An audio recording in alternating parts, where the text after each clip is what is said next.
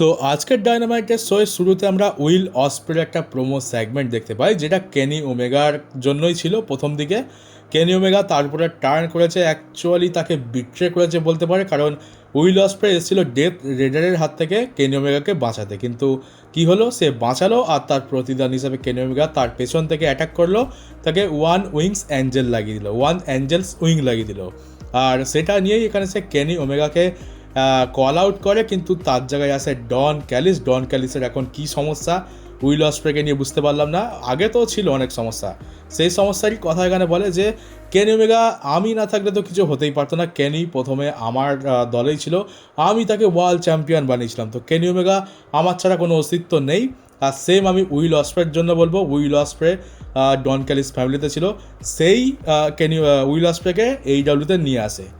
আর কেনি ওমেগার এগেনস্টে প্রথমবার সে ম্যাচ পেয়েছিল ডন ক্যালিসের জন্যই উইল অসপ্রে প্রথমবার লন্ডনের ওয়েম্বলি স্টেডিয়ামেতে পারফর্ম করার সুযোগ পেয়েছিল, সে টাইটেল জিতেছিল। আর শেষ পর্যন্ত সে কী করলো, সে ডন ক্যালিসকে বিট্রে করলো। তো পথটা খুব একটা সোজা হতে যাচ্ছে না। কেনি ওমেগা আর উইল অসপ্রে দুজনেই হচ্ছে একদম সেম ক্যাটাগরির, ডন ক্যালিস ফ্যামিলি বা ডন ক্যালিসকে ঠকানো, ডন ক্যালিস ফ্যামিলি থেকে সুবিধা নেওয়া, কিন্তু তাদেরকে পরে বিট্রে করা।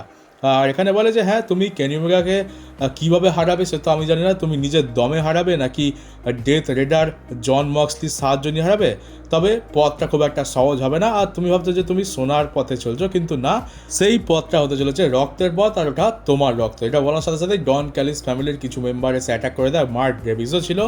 আর তারপর উইল অসপ্রে ফাইট ব্যাক করার চেষ্টা করে, কিন্তু মেম্বার ওদের বেশি, তাই কিছু করতে পারে না। শেষ পর্যন্ত কেনি ওমেগার থিম সং প্লে হয়। কেনি ওমেগা এইবার ফাইনালি আসে আর একটা স্টিল পাইপ নিয়ে আসে, ওই স্টিল পাইপ দিয়ে ডন ক্যালিস ফ্যামিলির মেম্বারদের মেরে তাড়িয়ে তারপর উইল অসপ্রের দিকে তাকায়, তারপরে অ্যাটাক করতে যায়। উইল অসপ্রে তো স্যারেন্ডার করেই দিয়েছিল যে না, আটকানোর ক্ষমতা নেই, ভাবছিলাম যে মেরে দেবে, কিন্তু কেনি ওমেগা থেমে যায়। আর এবারে বুঝতে পারলাম যে কেনি ওমেগা অ্যাকচুয়ালি পুরোপুরি হিল নয়, সে এখনও আগের মতোই রয়েছে, শুধুমাত্র এই যে এরা নাটকবাজি করছে এদের সামনে, এইটা কেনি ওমেগা সহ্য হচ্ছে না। যেটা হয় একটা করো। তো এখানে কেনি ওমেগা বলে যে হ্যাঁ, তুমি সে উইল অসপ্রে, কিন্তু এটা তো রিয়াল উইল অসপ্রে নয়, এই লড়াইটা না হয় আমরা ওয়েম্বলি স্টেডিয়াম লন্ডন অল ইনের জন্যই রেখে দিই। আর আমি এই উইল অসপ্রের সাথে তো আমি লড়তে চাই না, আমি রিয়াল উইল অসপ্রের সাথে লড়তে চাই। এটা ঠিক তেমনটাই হয়ে গেল যেমন কোডি আর র্যান্ডি অর্টন। কোডি বলেছিল যে আমি রিয়াল র্যান্ডি অর্টনের সাথে লড়তে চাই, আর তারপরে কী হলো দেখাই নিয়েছি। এখানে কেনি ওমেগাও বলছে যে এই উইল অসপ্রে ঠিকঠাক নয়, এ লোকের সাহায্য নেয়, ডন ক্যালিস ফ্যামিলির সাথেও লিঙ্ক রয়েছে, আদৌ লিঙ্ক তো নেই, উইল অসপ্রে তো সব কিছু ছেড়েই দিয়েছে। আবার জন মক্সলির সাথে কি সিচুয়েশান চলছে, ভেতরে সেটিং আছে কিনা সেটা নিয়েও একটা সমস্যা।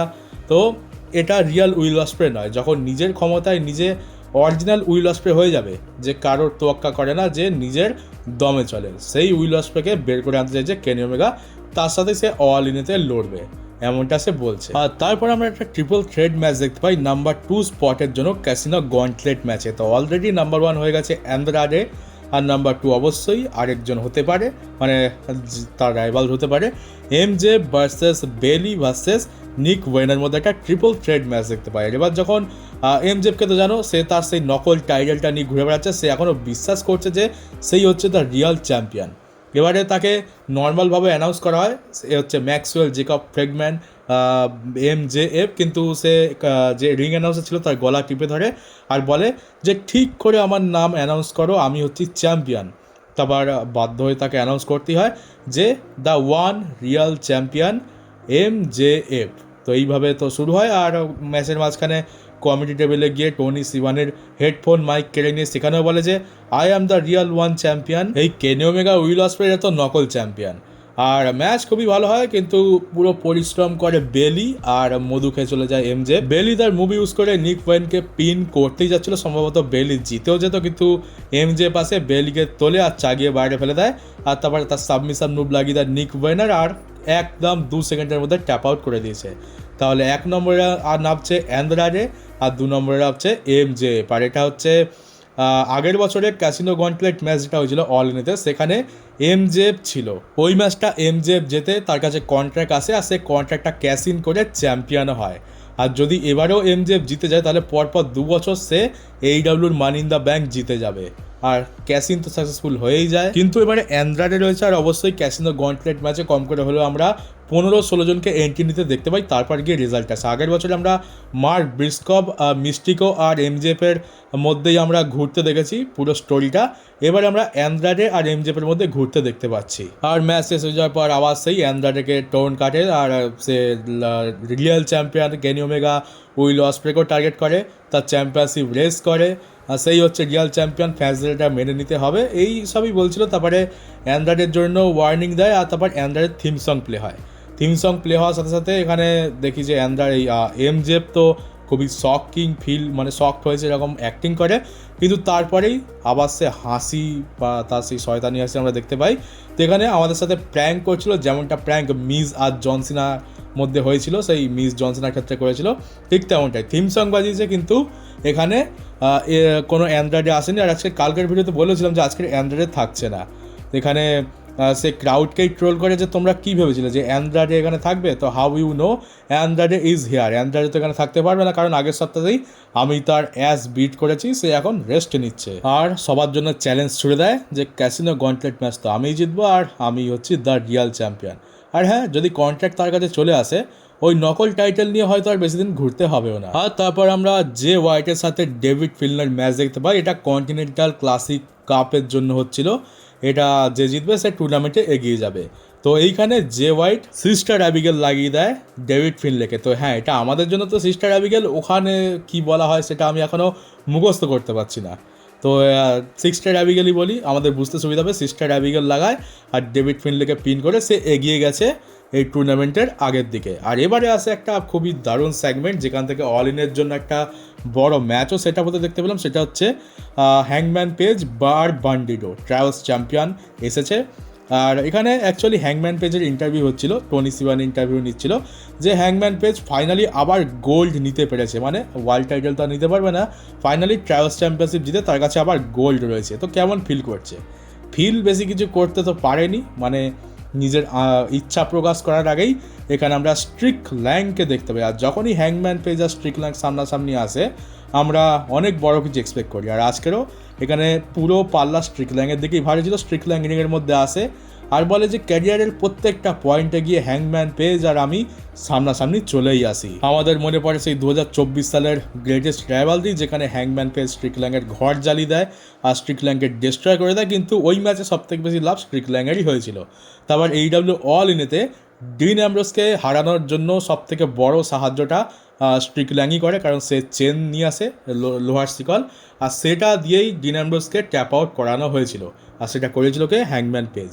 আর এখন স্ট্রিক ল্যাং বলে যে আমি এত কিছু করলাম আমার জন্য, তুমি চ্যাম্পিয়নশিপ জিতলে, তবে কি হলো? তুমি তো বেকার, তুমি তো টাইটেল নিজের কাছে রাখতেই পারলে না, আর এখন তোমার এমন অবস্থা হয়ে গেছে যে তুমি ম্যাচ হেরে বসে আছো এমজেপের কাছে, আর তুমি জীবনে কখনো ওয়ার্ল্ড টাইটেলের জন্য লড়তেই পারবে না। তো কোথায় গেল সেই হ্যাংম্যান পেজের লেগেসি? এবার তুমি কী নিয়ে গর্ব করবে? তোমার কাছে তো কিছুই নেই, আর তুমি ওয়ার্ল্ড টাইটেল তো জিততে পারবে না, আর তুমি এখানে ট্রাভেলস চ্যাম্পিয়নশিপ জিতে তুমি বড়াই করতে এসেছো। আর তারপরে আমরা দেখতে পাই যেখানে হ্যাংম্যান পেজ তো বেশি কিছু বলার টাইম পায় না, কারণ রিকোসের টিম চলে আসে। আর রিকোসের টিম এত বড় কীভাবে হয়ে গেল? এত কটা মেম্বার? এই দুদিন আগে তো 3 জনকেই দেখতে পাচ্ছিলাম।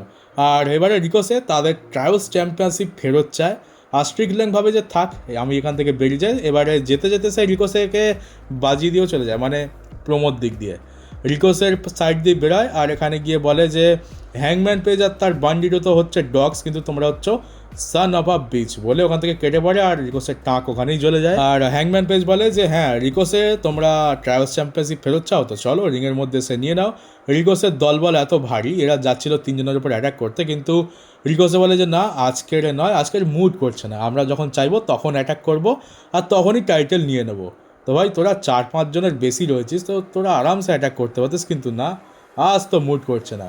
আর আমরা এরপরে TNT চ্যাম্পিয়নশিপের জন্য ক্রিস জেরিকো ভার্সেস কেভিন নাইটেরও ম্যাচ দেখতে পাই। এটা একটা ডেফিনেটলি বড় ম্যাচ, উইকলি শোতে হয়ে যাচ্ছে র্যান্ডমলি।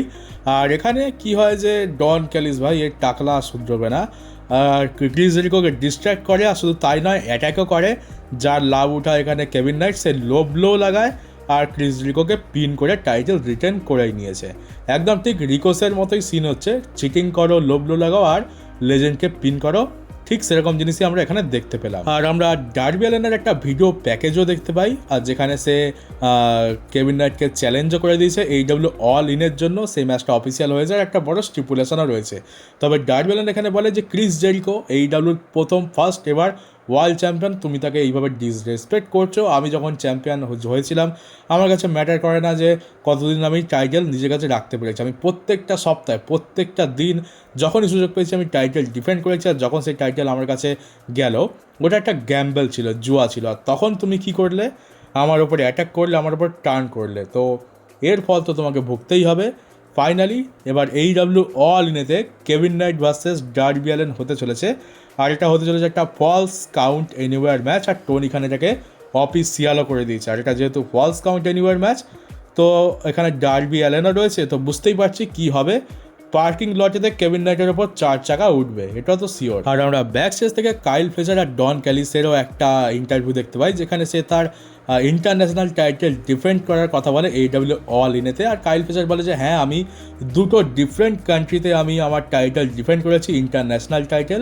আর এবার আমি তৃতীয় কান্ট্রিতে ডিফেন্ড করতে যাচ্ছি, যেটা হচ্ছে লন্ডন। আমি ইউনাইটেড কিংডমে আমার টাইটেল ডিফেন্ড করবো কোনোসুকে টাকেশিটার এগেনস্টে আমি রাজি ম্যাচ লড়তে। এবার আমরা ডন ক্যালিসকে দেখতে পাই যে না, ডন ক্যালিস বলছে এইভাবে মজা আসছে না, আরেকটু কিছু করি। এবার সে বলে যে শুধুমাত্র কোনোসুকের টাকেশিটা নয়, আরেকজনও এই টাইটেলের জন্য ম্যাচ পাবে, যে কিন্তু তার রিম্যাচ এখনও পায়নি। আর এখানে আসে কাজুচিকা ওকাডা, যে সত্যি রিম্যাচ পায়নি।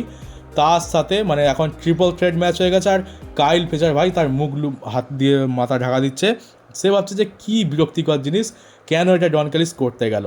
কাইল ফ্লেচার একদমই খুশি নয়, কিন্তু কাজুচিকা ওকাডা, কোনোসুকের টাকেশিটা আর কাইল ফ্লেচারের মধ্যে ম্যাচটা অফিসিয়াল হয়ে গেছে, একটা ট্রিপল থ্রেড ম্যাচ, মানে নো ডিসকোয়ালিফিকেশনও থাকবে এখানে। এখানে দেখো এখানে কাইল ফ্লেচারের সিনটা মোটামুটি ঠিক আছে, সে মেন লোক ডন ক্যালিস ফ্যামিলির আপাতত।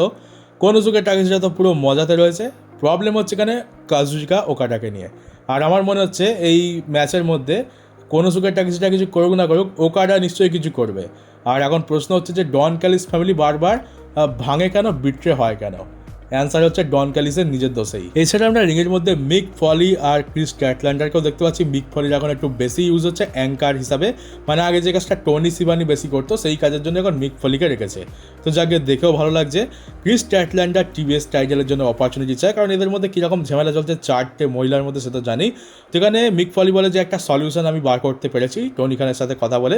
পরের সপ্তাহে একটা ফেডাল 4-ওয়ে ম্যাচ হতে চলেছে, যেখানে ক্রিস ক্যাটল্যান্ডার আর মায়া ওয়ার্ল্ডও থাকবে। মায়া ওয়ার্ল্ড সেখানে 3 জনের এগেন্সটে তার TBS টাইটেল ডিফেন্ড করতে চলেছে। তো পরের সপ্তাহে একটা ফেডাল 4-ওয়ে ম্যাচ হবে টাইটেলের জন্য।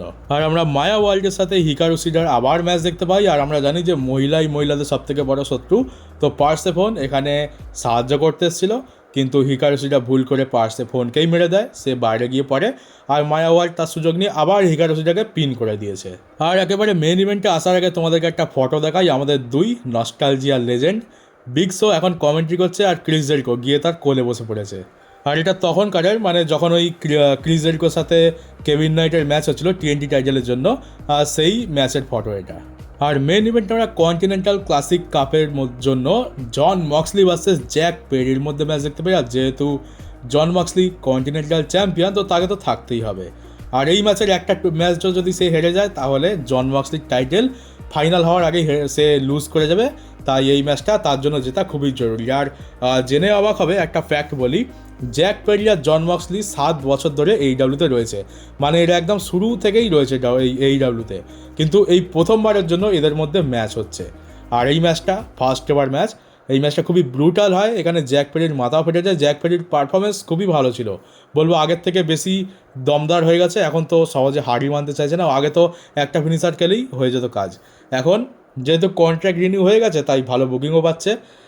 শেষ পর্যন্ত সে হার মানেনি। আর ডিন অ্যামব্রোস শেষ পর্যন্ত কী করে, যে স্লিপার হোল্ড লাগায়। আর আমি একটা জিনিস দেখলাম, এটা অনেক দিন ধরেই দেখছি, আজকে বলি, গান্থার আর ডিন অ্যামব্রোসের স্লিপার হোল্ড যখন আমরা দেখি, গান্থারকে দেখে আমরা গাল দিই, আর ডিন অ্যামব্রোসকে দেখে আমরা প্রশংসা করি। কারণটা হচ্ছে গান্থারের স্লিপার হোল্ডটা দেখে মনে হয় যেন ধরেছে না কী করেছে বোঝা যাচ্ছে না, জড়িয়ে ধরে মাত্র শুয়ে আছে, বড় ঢিলা ঢালা লাগে।